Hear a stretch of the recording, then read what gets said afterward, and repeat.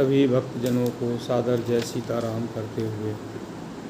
नीलाम्बुजश्यामलकोमलांगं सीता समारोपितभामुभागं काणो महासायकचारुचापं नमामि रामं रघुवंशनाथं। विश्वनाथ मम नाथ पुरारी त्रिभुवन महिमा विदित तुम्हारी।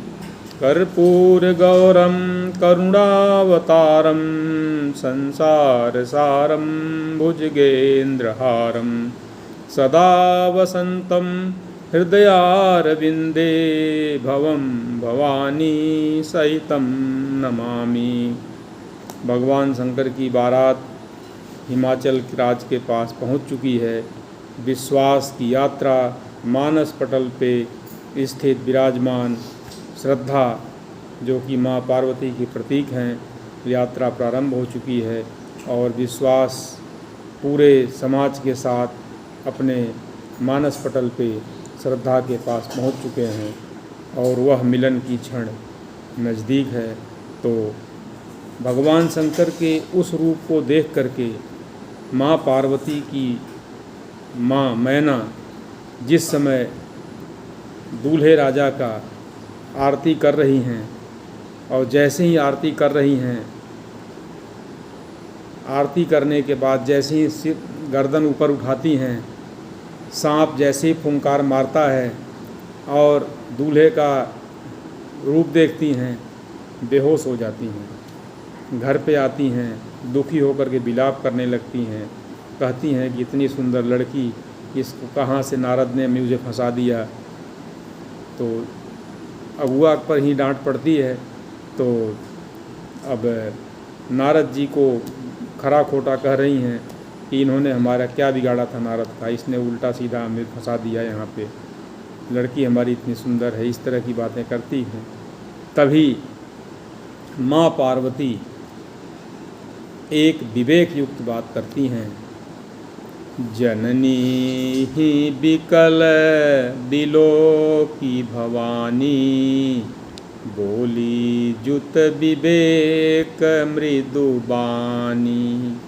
अस विचारी सोचहि मति माता, सो न टरई जो रचई विधाता।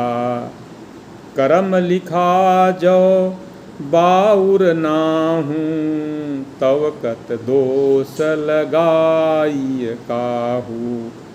तुम सन मिटहि कि विधि के अंका, मातु व्यर्थ जनि लेहु कलंका। तहि अवसर नारद सहित अरु ऋषि सप्त समेत, समाचार सुनि तुहिन गिरी गवने तुरत निकेत। इस प्रकार माँ पार्वती जो है, देखिए माँ पार्वती शक्ति की प्रतीक हैं और उन्होंने हमारे सांसारिक जीवन के लिए यथार्थ बात बताती हैं कि हमारे भाग्य में जो लिखा हुआ है हमें वहीं मिलना है, केवल हमें अपना कर्म करना है। माँ पार्वती ने तपस्या किया, शंकर जी वरदान के रूप में उनको वर के रूप में प्राप्त हुए। उन्होंने कहा माँ परेशान मत हो, हमारे नसीब में जब पागल ही लिखा है तो पागल ही सही, मैं पागल के साथ ही चली जाऊंगी, कोई दिक्कत नहीं है, आप चिंता मत करिए, जैसा भी है मुझे इन्हीं के साथ हमारा ब्याह कर दीजिए, मैं तो अब इन्हीं के साथ जाना है। उसी समय नारद जी की एंट्री होती है। नारद जी एक गुरु के रूप में माँ पार्वती की गुरु हैं और सप्त ऋषि भी आते हैं जिन्होंने परीक्षा लिया है माँ पार्वती का।